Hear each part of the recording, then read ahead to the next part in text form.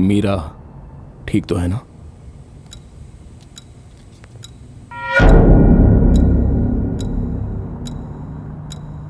बस 6 महीने पहले तुम्हारी उससे शादी हुई है। It's better you don't open your mouth. आज मंडे है और इस वक्त इसकी बीवी आईटी कंपनी के फूड कोर्ट में खाना खा रही है। भीड़ भाड़ वाली जगह है, तो वहां तो कुछ भी हो सकता है। अगर मुंह से एक भी लफ्ज निकाला तो एनकाउंटर कर दूंगा और कह दूंगा कि भाग रहा था। तुम्हारी 6 साल की बेटी अगर वो स्विमिंग पूल में डूबकर मर जाए तो वो भी एनकाउंटर लगेगा क्या? किसी को कोई शक भी नहीं होगा।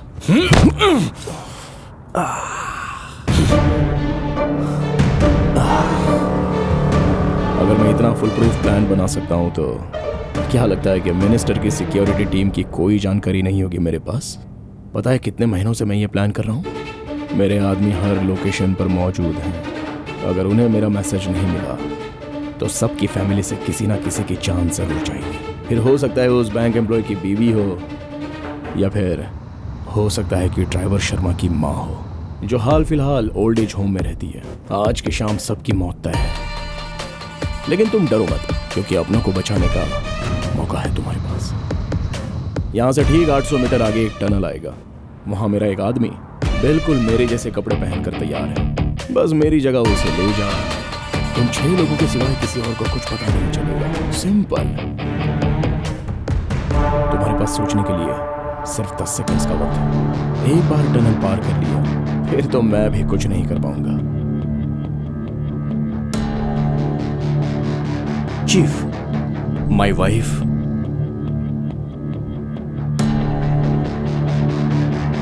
Stop the vehicle. Bharat, stop the car.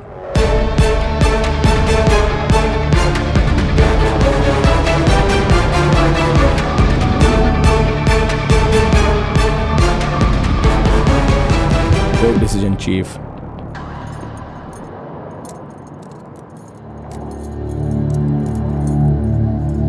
हमेशा की तरह टेररिस्ट अटैक बोल के केस क्लोज कर देना।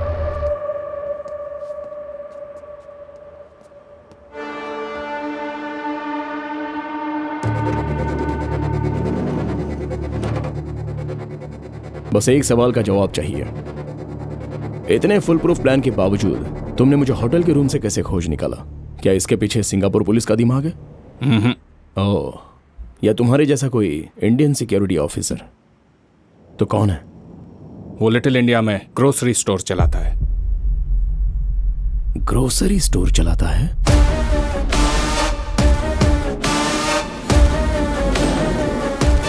चार लोगों के पासपोर्ट नहीं मिले हैं, उनमें से 2 के एक्सपायर हो चुके हैं। हम बॉडी कैसे हैंडओवर कर सकते हैं? प्रॉब्लम हो जाएगी सर, प्लीज। मरा हुआ आदमी क्या प्रॉब्लम पैदा करने वाला है? वहाँ गांव में उनके घर वाले परेशान बैठे हैं। आपको जो डॉक्यूमेंट चाहिए मैं ला कर देता हूँ सर। आप प्लीज उनकी बॉडीज रिलीज कर दीजिए। मैं रिलीज कर भी दूं तो वो उन्हें एयरपोर्ट पर रोकेंगे। बॉडी के साथ डिस्को डांस थोड़े ना करना है। मुंह संभाल के बात कर। शिवा, चल छोड़ मुझे यार। कैसे बात कर रहा था वो? बस यहाँ से वहाँ भगा रहा है हमें। हम यहाँ मेहनत की रोटी कमाने आए, चैन से जीने नहीं देते। कम से कम चैन से मरने तो दे। देख, उम्मीद मत छोड़ना यार, चिल्लाने से कुछ नहीं होने वाला। ईश्वर मूर्ति सर से बात करते हैं। अभी अभी एक बड़ी खबर आई है कि अलकायदा का टेररिस्ट राशिद खान को शिवा, मोहन पर हमला करने के आरोप में गिरफ्तार कर लिया गया है। सुन रहा है तू?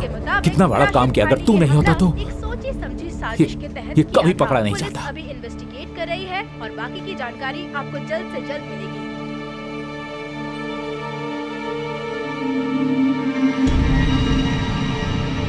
हारने के बाद भी अगर तुम्हें इनाम मिला तो तुम्हारी जीतने की इच्छा खत्म हो जाएगी। अपना इनाम हमेशा जीत कर हासिल करो।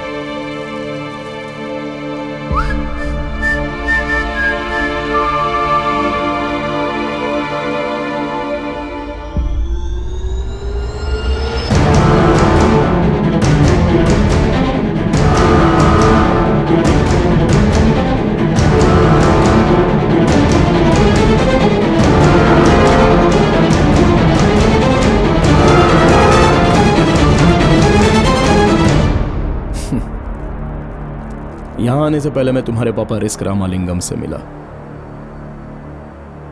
उन्होंने इस चॉकलेट का बिल दिया था मुझे। 25 सालों में कितना कुछ बदल चुका है, लेकिन तुम्हारे पापा वैसे ही हैं। ये चॉकलेट भी बिल्कुल वैसा ही है।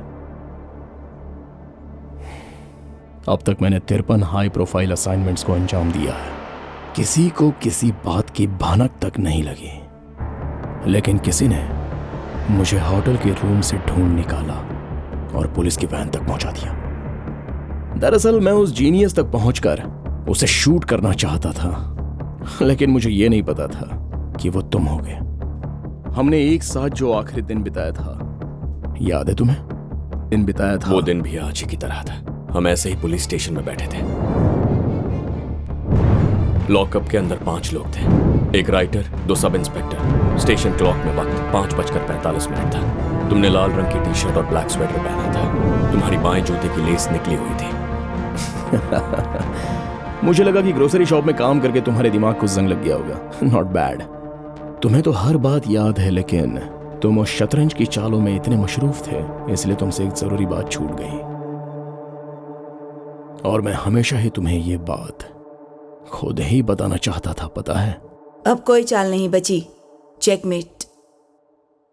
राजीव, डैड बुला रहे, मैं अभी आता हूँ।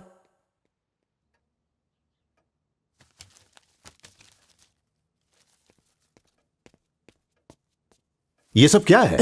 डैड, मैं आपको सब कुछ बताने ही वाला था। डैड, आपने मुझे फोटोग्राफिक मेमोरी के बारे में सिखाया था ना, बहुत आसान है वो।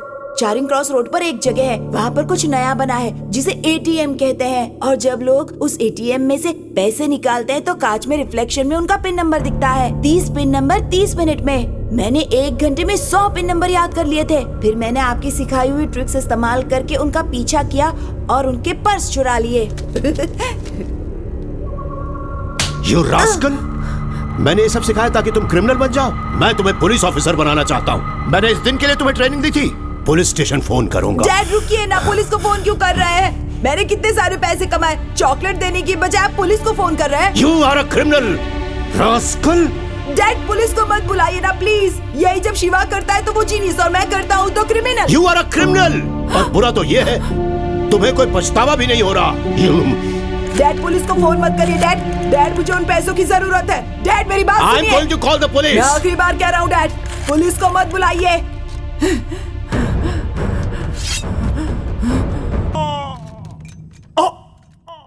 मैंने बोला था आपको, बोला था ना कि पुलिस को कॉल मत करो।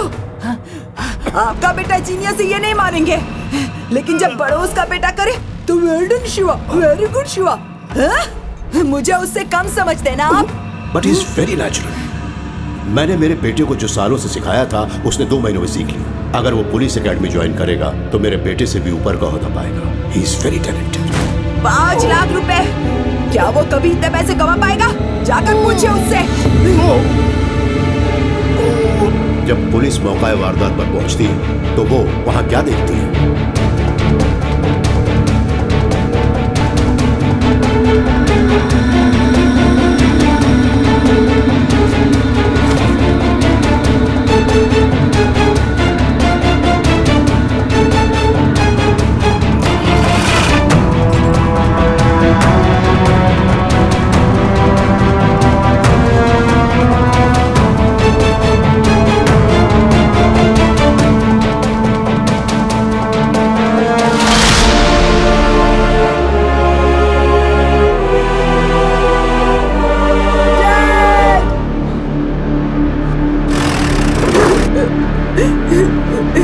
देखो ना शिवा, डैड को क्या हो गया? कोई चाकू मार के भाग गया।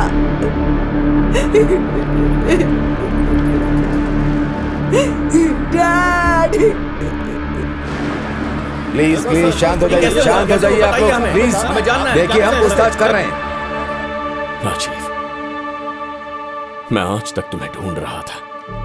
मैंने खत लिखे, फोन नंबर ढूंढने की कोशिश की, लेकिन तुम कहाँ हो किसी को नहीं पता था। मैं तुम्हें अपना दोस्त मानता था, तुम्हें बहुत मिस किया, लेकिन तुम नहीं बदले। तुम में आज भी वही ईगो है और उसी ईगो की वजह से तुमने अपने पिता को मार दिया। लेकिन अब तुम्हारा बुरा वक्त शुरू हो गया है। वो लोग जो मरे वो मेरे भाई जैसे थे, बेवजह मार दिया तुमने उन्हें। मैं तुम्हें नहीं छोड़ूंगा। तुम्हारी बाकी जिंदगी जेल में ही गुजरेगी। देखते जाओ क्या क्या होता है। मैं और जेल के अंदर?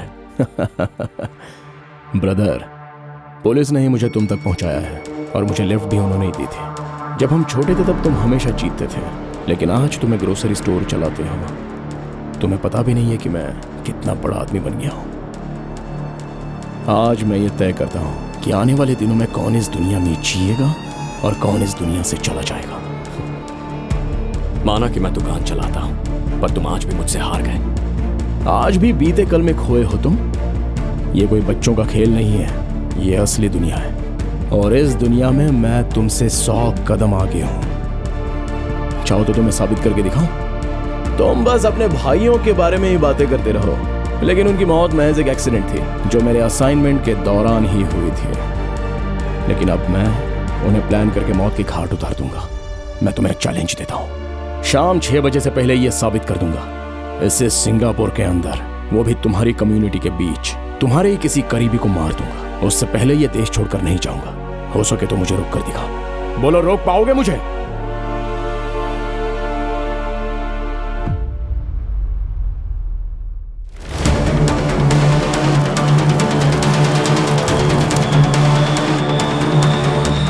I'm timing it. Go.